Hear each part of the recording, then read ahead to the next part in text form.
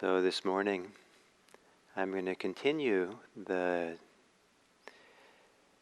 theme of beauty and the beautiful in the teachings of the Buddha. And as I said on Monday, that if we translate the word Kalyana as beautiful, which is the first dictionary definition of the word, that it brings alive a wonderful perspective of the Buddha's teachings and the Buddhist practice. That we are here to practice is to connect to awaken, to become aware of, and to grow what is beautiful. Meditation is to become skilled in the beauty. And for today's perspective on this topic of beauty, I want to talk about action. What we do, the actions that we do, and how the Buddha also talks about beautiful action and that beautiful deeds. And I find it's particularly relevant today on Earth Care Day because it's a human action which has a huge impact on the world. It's how we act, how we behave, what we consume, what we do with our consumption, that causes a lot of damage on this earth and has some chance to mitigate or perhaps lessen the damage we do and allow the earth to come back to some kind of homeostasis. And so human action is actually quite important. It's a very hugely important part of human life, the impact human life has, and an impact that our actions have on ourselves. Buddhism is not only about sitting in meditation and getting quiet, it's also about learning to have choice and wisdom and care around the actions that we live by. And those actions can be guided by the idea of beauty, beautiful actions. So I felt very lucky that in my early years of practice, I was practicing in Zen and went to monasteries in this country and in Japan. And maybe it wasn't as explicit as maybe it could have been in my experience. But Zen practice and training had a lot to do with doing, how we do things. And there was a lot of emphasis on not doing, having no gaining idea, not being caught in desires, not trying to become someone great or wonderful. Just a really deep coming at home to ourselves. But there was also, inseparable from Zen practice, was the idea of action, doing things. And in the monasteries, there was a lot of doing that we did. We would sweep, we would clean, we would work, we would chant, we would be together in community. It's many, many things. And those were really seen as integral part of the practice as much as meditation practice. And not only that, but there was modeling and instructions that when we acted, to do it wholeheartedly, to be fully engaged in the activity at hand.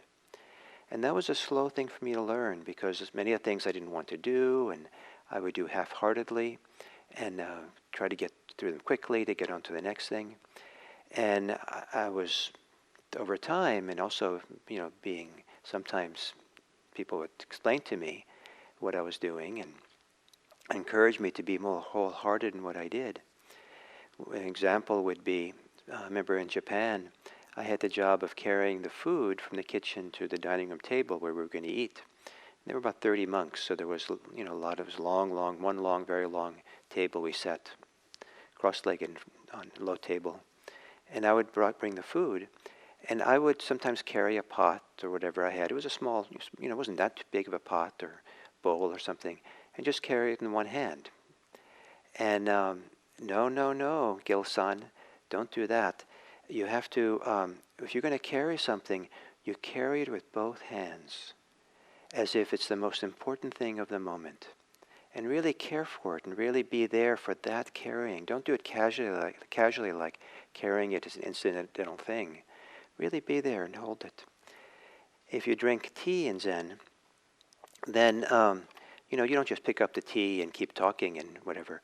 you pick it up with both hands, and you pick it up, and you take with both hands. You would, um, drink the tea. So this idea of with both hands, with all of ourselves, really be there. I learned a lot about that in the kitchen in the monastery, to really be there fully for the activity of chopping carrots or onions or whatever it was. And sometimes there were 5 gallons of onions to chop, and so just really had the chance to just me and the onion, just be there fully. And there was something that began to thaw and open in me in doing this. The resistance I had, the half-heartedness I had, the impatience I had, and I started to find this wonderful engagement. Some people might say concentration, fully involved in the activity I was doing. That the activities I did became really enjoyable, or became something I got wonderfully engaged in, and kind of became free in the process of the action. And so my actions started to become, at least from the inside out, to feel beautiful. Sometimes I'd see other people in Zen monasteries, and to watch how they swept, or even watch how they ate, or watch how they did certain things. And there was a sense of beauty, or sense of elegance, or sense of elegance and sense of simplicity. There were some people who would do heavy work, and you had a feeling that, and when they engaged in the heavy work, there was nothing extra, no extra muscles were used. They were just there and doing it in a complete way, but there was no extra strain that was unnecessary that they were doing. So this idea of action, and it turns out in the teachings of the Buddha, action, which is, the word for action is kamma or karma, is really key. And part of this, how important action is the Buddha said there were 3 kinds of actions to care for. There was actions of body, speech, and mind. That what we think is a kind of action. And it's not just physical action that is important. And the teachings of karma are teachings about action. That our actions, whatever we do, body, speech, and mind, have consequences. And we could be the caretakers of those consequences. That if we want to have good consequences, do good karma, good action. If we want bad karma, bad consequences, do bad karma, bad actions. That's usually the way it's talked about, good and bad. And if you read the suttas, it's peppered with the Buddha talking about good and bad karma. Or at least if he was speaking English, that seems to be what he was saying.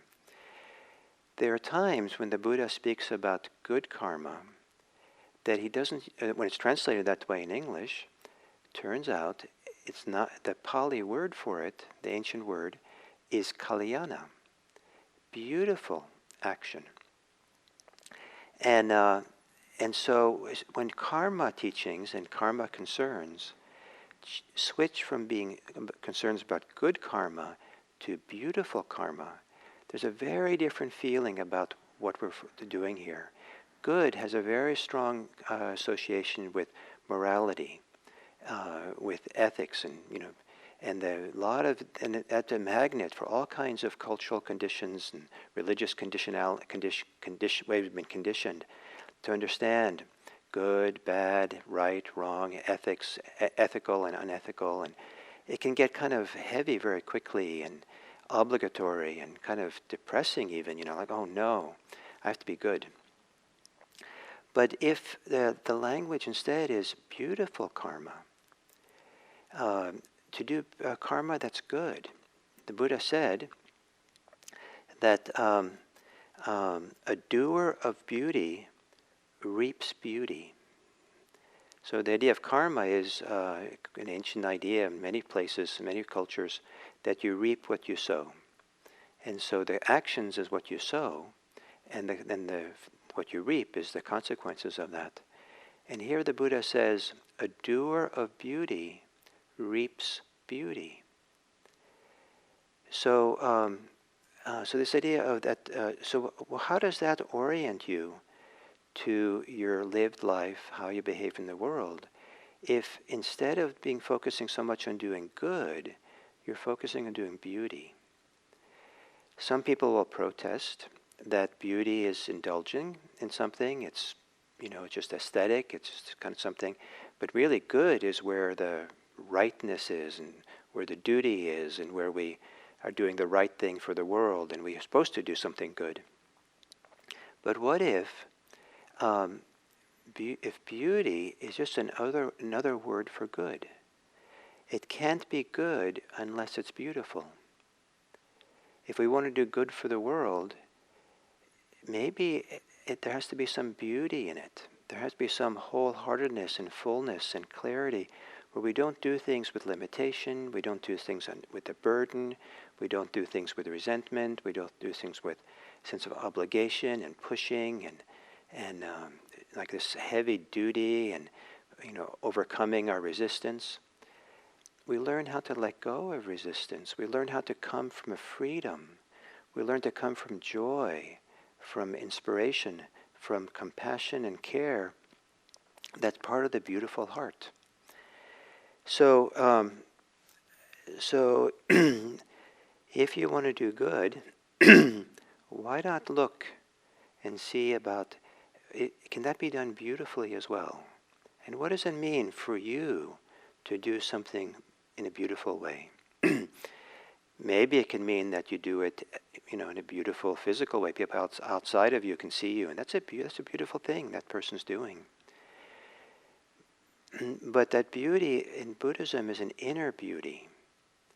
We're doing it in a way that expresses the goodness, the beauty, the virtue, the generosity, the wisdom, the peacefulness, the harmony we have that we can discover within ourselves. So this teachings of karma also has this idea of consequences, that there's traces left by our actions and what we say and do and even think.